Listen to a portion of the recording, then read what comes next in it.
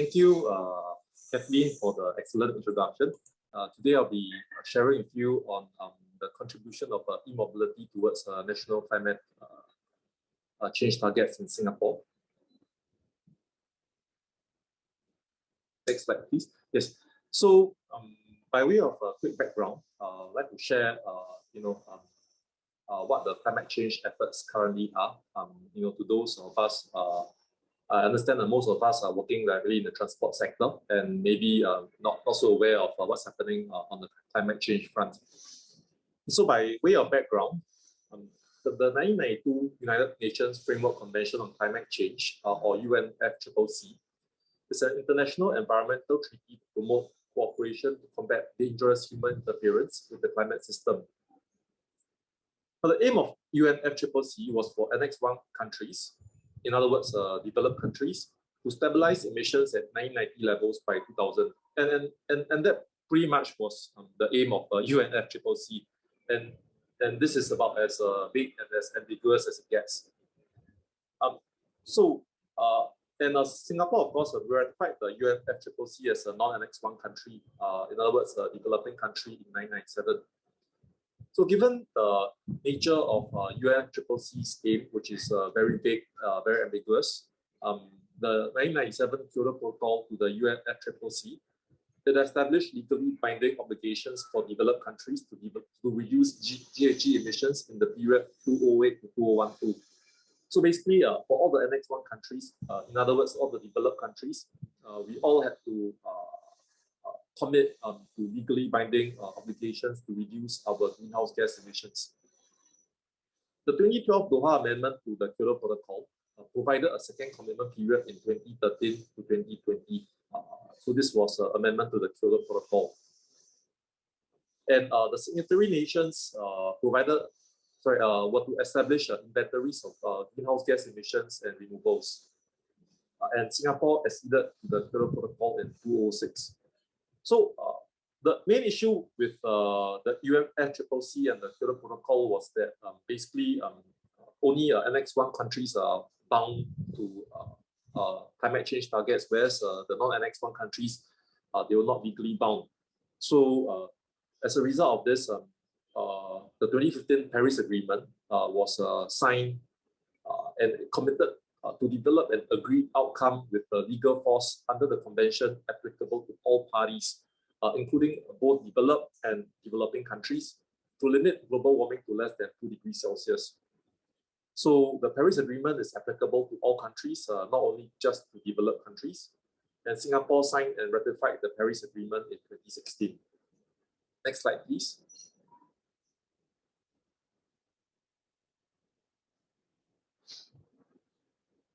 So what were Singapore's nationally determined contributions under the UNFCCC framework and the Kyoto Protocol in particular, as well as the Paris Agreement?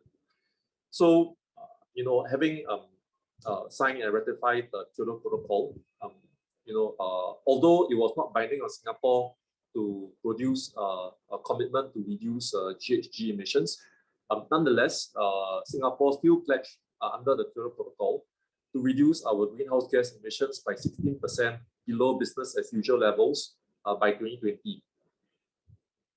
Now, as I shared earlier, in 2015, in line with the Paris Agreement, which called for all countries to produce legally binding commitments, Singapore then made a further commitment to reduce our emissions intensity by 36% from 2005 levels by 2030 and stabilize GHG emissions with the aim of peaking around 2030.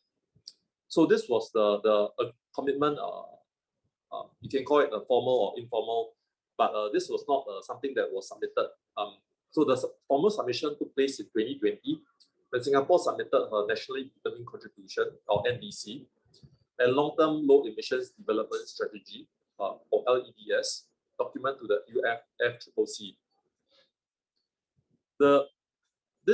Under the NDC and the LEDS, Singapore stated an absolute emission target to peak emissions at 65 megatons of CO2 emissions around 2030, and thereafter to halve this to 33 megatons CO2 emissions by 2050, with a view to achieving net zero emissions as soon as viable in the second half of this century. Next slide, please.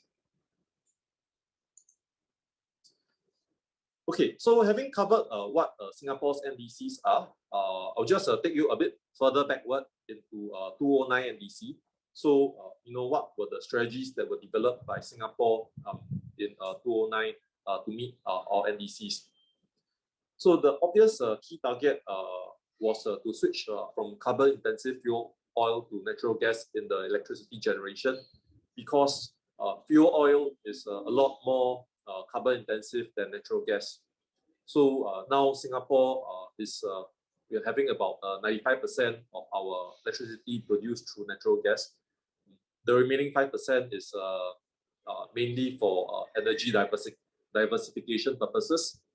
But that achieved a lot, the bulk of the carbon savings, because just by a switch of the use of fuel, simply from a more carbon intensive fuel to less intensive fuel. Now, further gains that Singapore can obtain will need to come from improving energy efficiency. Just because we don't have much renewable energy in Singapore, because we are an alternative energy disadvantaged country. So even things like solar, you can say we get a lot of sunlight, but the cloud cover is pretty high here too. Okay.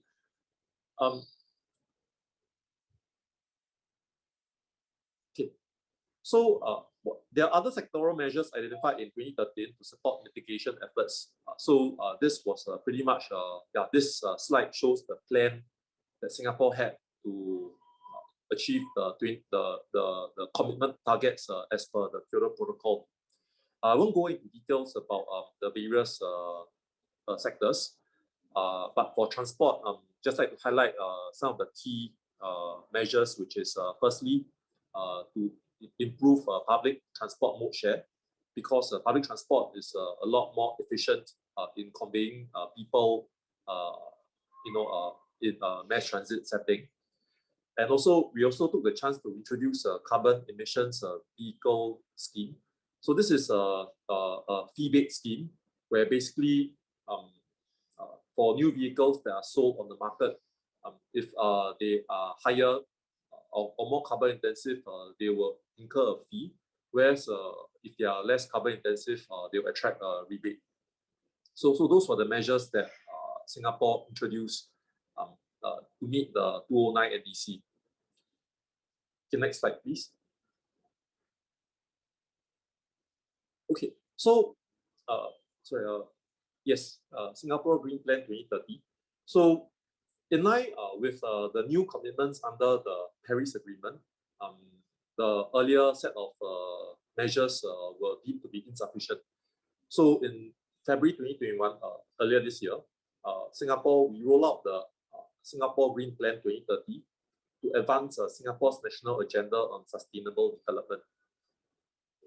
So this Green Plan aims to chart concrete sectoral plans and targets over the next 10 years, reinforces Singapore's commitments under the UN's 2030 Sustainable Development Agenda and Paris Agreement. And it also positions Singapore to achieve long-term net zero emissions aspiration as soon as possible. Our Singapore Green Plan consists of 5 pillars: a city in nature, energy reset, a green economy, resilient future, and sustainable living. So I won't go into details about these 5 pillars, because the intention really for this presentation is to be able to link electromobility with the NDCs. So I'll leave you to read the details on your own. I believe the slides will be shared by the Secretariat. Next slide, please. Okay, so this slide shows the key targets or the headline indicators for Singapore Green Plan 2030. So what do I want to draw your attention to? What I would like to draw your attention to is the fact that electromobility actually makes up 4 out of the 6 target indicators for Singapore Green Plan 2030. Why is this so? Now, The reason why this is the case is because I think, as explained earlier, we already identified where are the key sources of carbon emissions. We identified the power generation sector, and for that, we massively overhauled the power generation sector to replace carbon-intensive fuel oil with natural gas. And a lot of the gains from carbon there have already been reaped. So where else, could we achieve gains in achieving our NDCs and our sustainable development goals? So one area that we identified and we're actively working on is this area of electric vehicles, because the transport sector in Singapore takes up about 25% of energy usage in Singapore. And a lot of it right now is still based on fossil fuels, in other words, petrol, gasoline, as well as diesel. And I mean, as we just discussed, these are extremely carbon intensive as compared to electric vehicles. So in other words, if we're able to achieve a shift in the transport sector from fossil fuels to electric vehicles, then actually it will significantly help us in achieving our NDCs that we committed under the Paris Agreement, which is why this push towards electric vehicles features so heavily and so strongly within our Singapore Green Plan 2030. So this is why 2/3 of the key targets actually relate to the adoption of electric vehicles. And this is also the reason why in Singapore here, we're giving electromobility such a strong push. To the extent that all new car and taxi registrations will be of cleaner energy models from 2030 onwards. And by 2040, all our vehicles will be of a cleaner energy fleet. And that brings me to the end of my sharing. Thank you very much.